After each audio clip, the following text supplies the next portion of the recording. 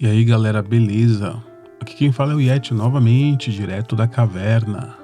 E o assunto de hoje, além de interessante, é um pouquinho polêmico assim digamos. Já parou pra pensar como que os games ainda são vistos com um certo preconceito? Enquanto filmes, séries, tem violência, tem nudez, tem drogas e são consumidos sem questionamento. Por exemplo, isso faz tempo já, né? Eu me lembro que nos anos 90, eu tinha mais ou menos uns 8, 9 anos. Eu estava na casa de uma tia minha e eu assisti A Volta dos Mortos-Vivos 3. Tinha passado a noite, né? Acho que foi no. Não sei se foi na Globo, não lembro. Acho que foi na Globo. E. Não tinha problema nenhum, sabe? Eu tinha 8 anos, todo mundo ali assistindo. Era meio que o último programa antes de dormir. Foi traumatizante, porque, você com 8 anos assistir A Volta dos Mortos-Vivos 3, cada cena, né? Eu lembro de um susto que o cara vai olhar por não é um buraco de uma porta, que tinha um vidro, né? Mas era um vidro circular, numa porta brota um zumbi do nada, assim, que foi um susto absurdo. E o filme tinha nudez, drogas, muita violência, né, desmembramento, etc. E problema nenhum. Mas ainda assim, naquela época, se você pegasse um Super Nintendo e colocasse pra jogar, pronto, acabou o mundo, sabe?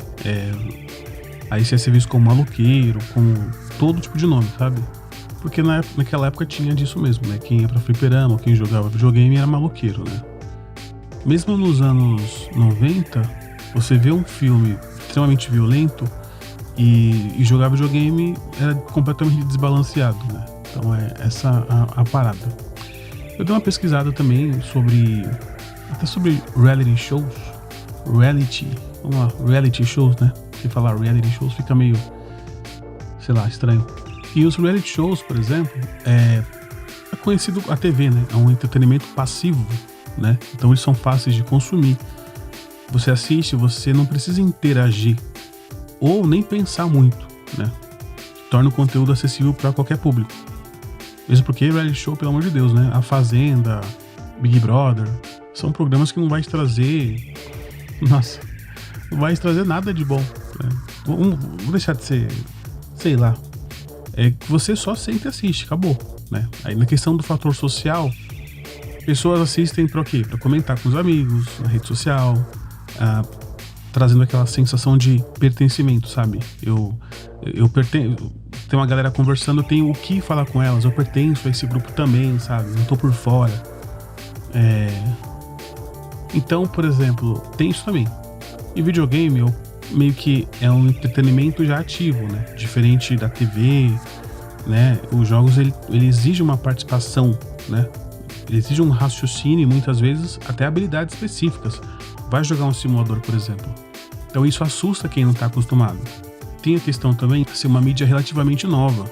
Então, comparando com o cinema, a TV, tipo, os videogames é visto ainda como uma coisa de criança, perda de tempo, mesmo sendo uma indústria bilionária, né, repleta de experiências ricas, né, ele ainda sofre isso. Então tem outra coisa, a influência da geração anterior. Muitas pessoas ainda que cresceram sem o videogame acreditam que eles são prejudiciais, né? E aí faz o quê? Reforça ainda mais o preconceito, estereótipos. Então, no fim das contas, esses reality shows e videogame, ambos são formas de entretenimento. Só que um ainda carrega estigma, enquanto o outro é amplamente aceito. Talvez porque mexe com a vida dos outros, né? É mais seguro, abre aspas, né, para a sociedade, do que permitir que, por exemplo, as pessoas sentem no sofá, peguem um jogo, abra, explore mundo, desafios, regras dentro dos games, sabe? Tipo, as pessoas, muitas têm vergonha de jogar videogame, por incrível que pareça. Eu já me deparei com pessoas que eu perguntei, cara, e aí, você joga videogame? Não, você tá louco? Eu estudo. Eu produzo, assim, eu leio livro, sabe, como se videogame fosse uma coisa, e essa mesma pessoa assiste filme, e dá no mesmo, mas é o quê? Preconceito, né? Eu quero agradecer muito as pessoas que vêm me apoiando, sabe, muitas com incentivo, às vezes dando dica de vídeo, ou até eu conversando a respeito, eu tiro dúvidas, peço opinião, né? Então tem algumas pessoas que vêm me ajudando bastante aí. Tem pessoas que assistem o vídeo e me dão um feedback pessoal. Eu gostei de tal coisa, eu acho que seria interessante tal coisa. Então isso só tem a acrescentar, isso é bom. Afinal, ninguém faz nada sozinho, né? E bora lá. Você já percebeu que ninguém julga alguém que passa 6 horas vendo série, ou filme, novela? Porém, se for jogando videogame, aí a história muda? O preconceito contra videogame ainda existe. Aquela visão que jogos são coisas de criança ou perda de tempo, seria isso uma hipocrisia? O problema é realmente o jogo ou trata-se de uma percepção social?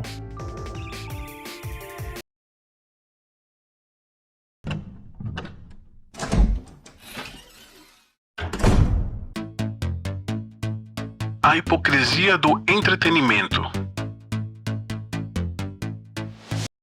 Estouramos as pipocas, esticamos as pernas, fazemos maratonas de série, e isso é visto como algo legal, isso é muito legal.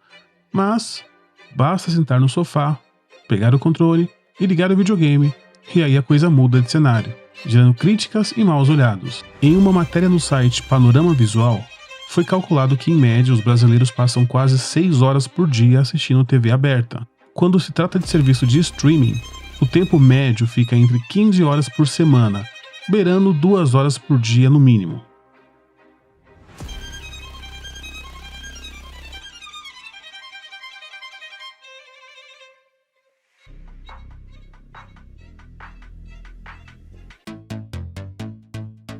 O tempo de tela. As pessoas passam horas no TikTok, Instagram, YouTube, mas quando alguém joga pelo mesmo tempo, é visto como viciado. Como redes sociais podem ser mais prejudiciais em relação à saúde mental do que os games? Se o problema é o tempo de tela, por que só os games sofrem julgamento? Você já sentiu que passou tempo demais, às vezes no TikTok, no Instagram ou Facebook? O que as redes estão fazendo com o nosso cérebro e a nossa sociedade? O lado sombrio das redes sociais e como elas afetam a nossa mente. Esse uso, ele deixou de ser um uso equilibrado, racional, salutar. Ele passou a ser um uso absolutamente desmedido, fazendo então com que parte desses acessos ininterruptos, dessa necessidade, deste medo de estar perdendo alguma coisa, se tornasse vamos chamar assim, quase que uma doença mundial. Então, o que acontece? A vida digital, ela ofereceu uma perspectiva de eu reinventar aquilo que eu não gosto em mim mesmo. Eu consigo ter uma versão de mim mais bem elaborada. Quem não tem problemas de ordem psicológica, quem não tem baixa autoestima, ou quem nunca passou por isso, quem não tem suas inquietudes, então, a hora que eu consigo entrar numa realidade paralela, numa rede social, onde eu crio um simulacro de mim mesmo, um personagem melhorado, obviamente que eu começo a ter na vida digital um grau de reconhecimento, de valorização que eu não teria na minha vida real. A vida real ela parte do pressuposto que eu tenho que lidar com frustração, eu tenho que lidar com a falta de recursos, eu tenho que lidar com os meus pais que brigam, ou com a nota baixa na escola, ou o fato de eu sofrer bullying daquela turma lá do clube. Na vida digital, isso é minimizado, fazendo então com que eu me sinta mais protegido e ao encontrar na vida paralela um mundo com tamanha gratificação, seria mais ou menos assim, por que eu vou voltar para a vida real mesmo? Você já teve aquela sensação que precisa checar o seu celular a cada minuto, mesmo sem receber nenhuma notificação? Você já percebeu que depois de um tempo nas redes sociais, dependendo da ocasião, você acabou se sentindo pior do que antes? Pois é, você não está sozinho. O uso excessivo das redes sociais não é só uma questão de tempo perdido. Ele pode estar afetando a nossa saúde mental de maneira que talvez nem percebamos. Segundo a OMS, o uso abusivo da internet aumentou drasticamente nas últimas décadas, trazendo sérias consequências para a saúde mental. Hoje, cerca de 4 bilhões de pessoas possuem smartphone, e pesquisas indicam que pegamos os nossos celulares mais de 200 vezes por dia. Redes sociais são projetadas para nos manter conectados o máximo possível. O recurso de rolagem infinita, por exemplo, faz com que sempre haja mais conteúdo para ser visto, nos dando a sensação de que nunca terminamos. Além disso, os algoritmos aprendem a nossa preferência e nos mostram exatamente o que queremos ver, reforçando nossa permanência na plataforma. O resultado?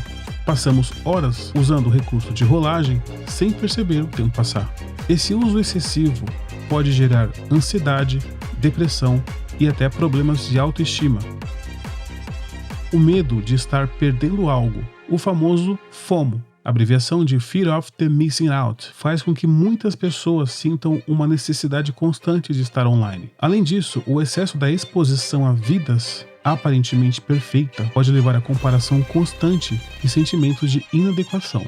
O caso mais extremo é o do chamado, abre aspas, filhos do quarto. São jovens que não saem de casa e vivem praticamente apenas no ambiente digital. O criador da rolagem infinita, um engenheiro de tecnologia que já trabalhou para a Jawbone e a Mozilla, disse que não previu que as consequências de sua invenção contribuiria para o aumento do vício em redes sociais e smartphones.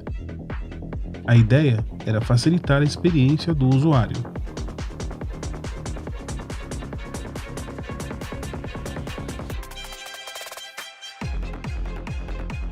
Redes sociais e manipulação.